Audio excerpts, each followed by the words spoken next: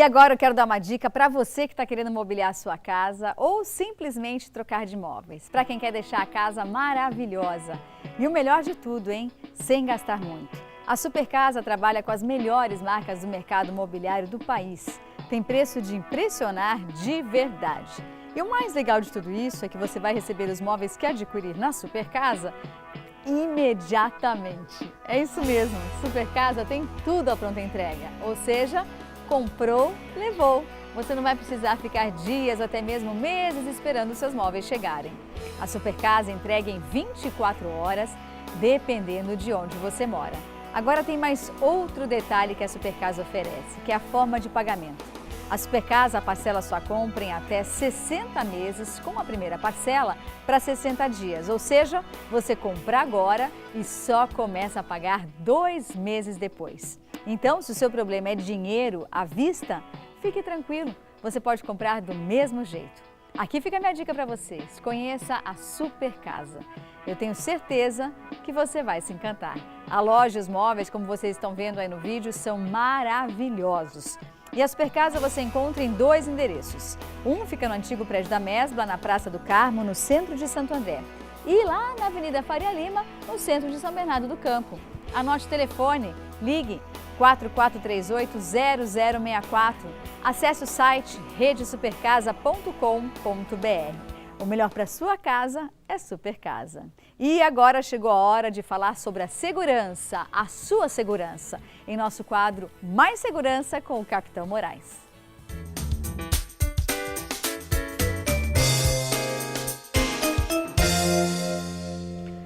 Seja bem-vindo, capitão. Muito obrigado, Isabela. É um prazer enorme estar aqui com você, estar com os nossos amigos de casa. Prazer é enorme, é meu. Toda vez que eu vejo ele assim, olha o que tem lá no canto. Ai, me dá um arrepio. Meu Deus do céu, ele vem todo armado, de fato. Diretamente da rua para cá. Diretamente do trabalho, né? É verdade. Muito bem. Mas o tema que nós escolhemos para falar hoje, aliás, que o Capitão Moraes escolheu para trazer aqui em nosso programa, é bicicleta. Como é que funciona essa questão de legislação também e, além disso, a questão da segurança, né, do ciclista nas ruas, onde as pessoas, ninguém obedece nada, não obedece pedestre, não obedece ciclista, não obedece nada, não obedece farol vermelho. Como é que funciona? É complicado. Não é? É verdade. Mas, em primeiro lugar, a gente trouxe uma mensagem para os amigos, principalmente aqueles que gostam de passear com a bicicleta. Então, agora com o advento das ciclovias, dos parques abrindo para as bicicletas, né? Aconteceu uma migração até certo ponto natural de alguns delitos com relação a isso. Então, furto e roubo de bicicletas. Ah, é furto e roubo. Também tá vendo, também, né? Então tem essa questão que você falou do trânsito, tem a questão do infrator que está procurando fazer isso. Então são dicas bem simples. Então, comprou uma bicicleta, pede para gravar um número de série no quadro dela.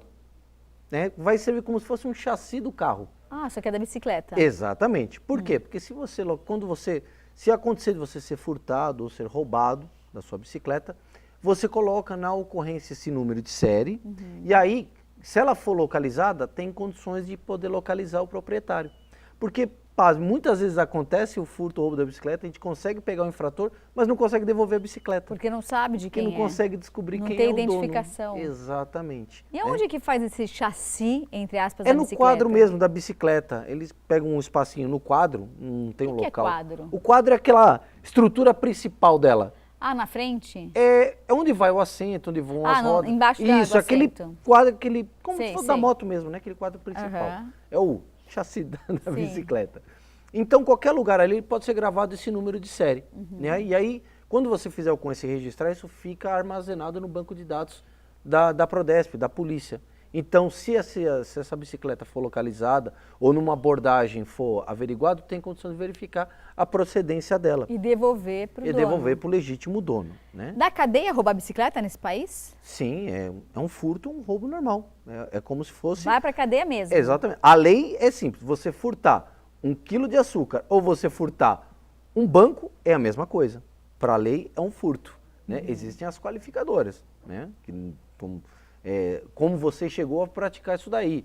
Se você teve que romper alguma barreira, se foi através de um engano. Se você pôs a arma na cabeça do dono. Aí passa a ser, então, se você estiver usando a violência, é um roubo normal.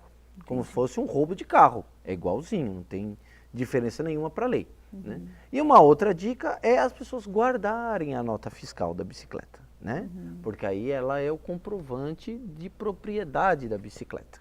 Né? Mas se caso, por exemplo, vocês encontrem, no momento que vocês encontram a bicicleta, existe algum lugar que vocês disponibilizam essa informação? Não, nós consultamos a informação através do nosso sistema de informações, né? E aí são verificadas todas as bicicletas, de uma maneira automática, claro, se verifica todas as bicicletas que foram furtadas ou roubadas e tem o número de série cadastrado. Ah, entendi, né? A importância Exatamente, da nota por causa fiscal. desse número. Ou entendi. No caso da pessoa que não gravou, aí ela tem a nota fiscal e ela tem, olha, uma bicicleta amarela com pintinhas azuis. E passou essa informação. A gente localizou alguém nesse sentido, se a pessoa conseguir localizar essa bicicleta com alguém, através da nota fiscal, a pessoa comprova a propriedade e aí esse indivíduo, esse infrator, é autuado também pelo furto ou pelo roubo dessa bicicleta. Né? Entendi. Isso no caso do furto e do roubo. E uma última dica, principalmente para o pessoal que gosta de passear de bicicleta no final de semana, né? Vai lá, pega sua bicicleta, seu equipamento, sai para passear. Procura priorizar ou os parques públicos, tem muitos parques hoje em dia que oferecem as ciclovias muito boas. Fechados, né? Exatamente, com a sua devida segurança. Ou então fazer que nem os motoqueiros fazem, né? Faz em grupo. Junta um pessoal que gosta e aí fica une o útil ao agradável. Fica uma coisa mais agradável, porque fica aquela galera, aquela turma, e também fica uma coisa mais segura, porque obviamente o infrator ele vai temer se aproximar quando tem grupos muito grandes. Exatamente pela questão da impossibilidade dele conseguir dominar. Linchado. Exatamente. Na minha época era linchado. Não faz muito tempo até apareceu no Facebook um cara que foi tentar roubar uma bicicleta de um senhor e aí pegaram ele na passarela, começaram a linchar. Claro que um crime não justifica outro, né? Mas é uma outra a situação, né? Não é o caso que a gente está abordando. Mas quanto mais gente, menos capacidade o infrator tem de dominar a situação, então ele vai procurar sempre aquilo que a gente fala, procurar facilidade, vai procurar alguém que está sozinho, no local mais ermo, mais afastado. Então procurar priorizar os parques ou então em grupos grandes, né?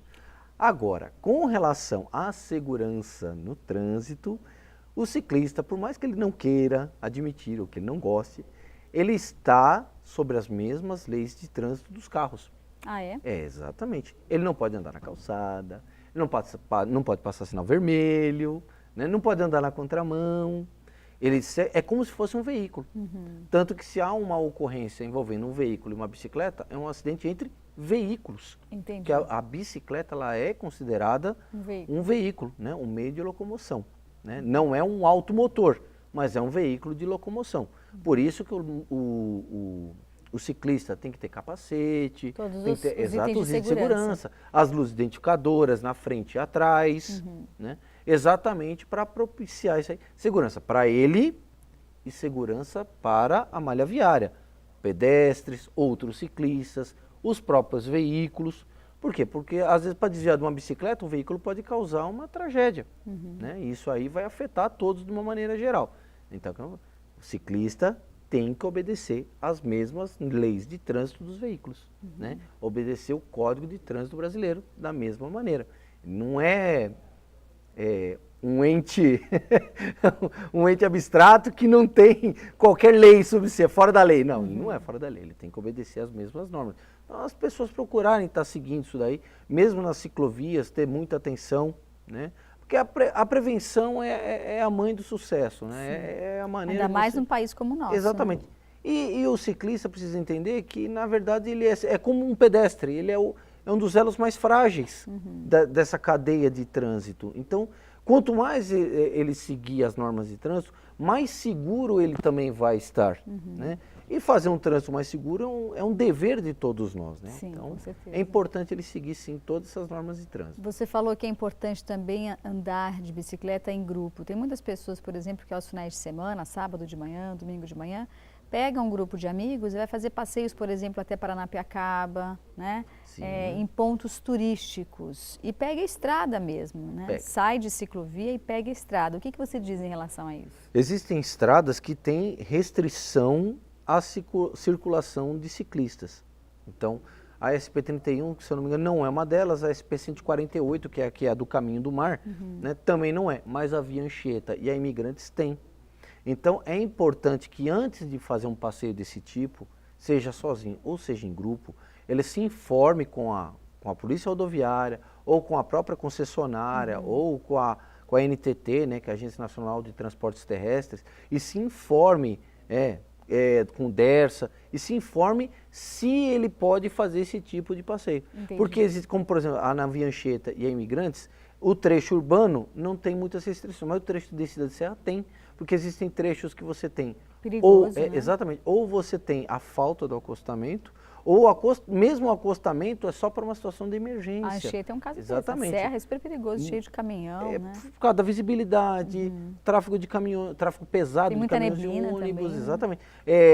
É sempre aquela garoa fina, ainda mais nessa época do ano, tem aquela garoazinha fina aquele que mistura, fog, com né? que mistura com o óleo da pista, aquilo vira um sabão para a bicicleta. E se um ciclista cair numa curva, por exemplo, ele imediatamente vai ser jogado ou para o meio da pista, assim, ou vai ser jogado para na Castelo Branco. Ela, aliás, era uma promessa de triatlo aqui no Brasil e no mundo também. A Fernanda Clemente, um beijo para a família Clemente, e foi desse jeito. E estava num grupo de amigos na Castelo Branco, só que ela estava no acostamento andando, com tudo certinho, só que ela pegou acho que uma pedra, se não me engano, e a pedra jogou a bicicleta para o meio da pista. Uma Kombi passou e infelizmente foi um acidente fatal. Jovem de tudo, tinha 28 anos de idade. É exatamente essa situação, porque geralmente a gente sempre gosta, o ser humano é assim, né? Ele gosta de pensar que a situação sempre vai correr em condições ideais, tudo correto, mas não é, existe sempre aquela intempérie, aquele contratempo, aquele imprevisto, tudo, e aí é onde é que acontece, né? Então a prevenção faz parte de você fazer uma análise de risco, né? Você antecipar uma coisa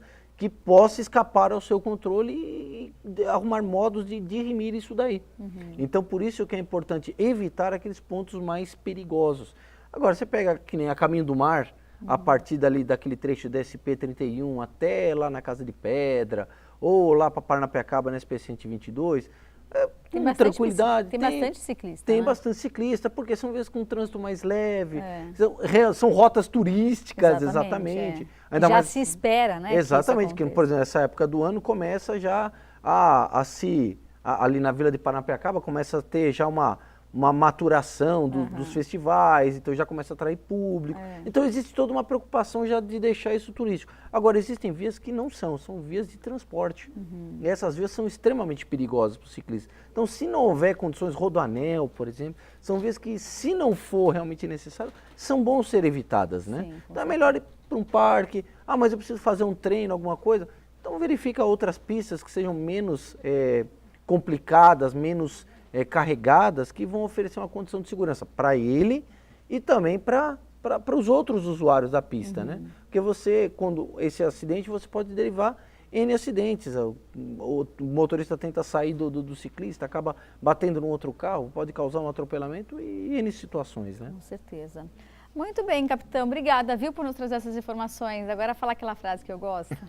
Cuidar da segurança das pessoas é a nossa vida. E o telefone? É o telefone de emergência 190. Obrigada. Bom final de semana. Para todos nós. Obrigada. Muito obrigado. E já a gente volta para ensinar você a se automaquiar. Olha que bacana. Legal, né? Já, logo após o intervalo.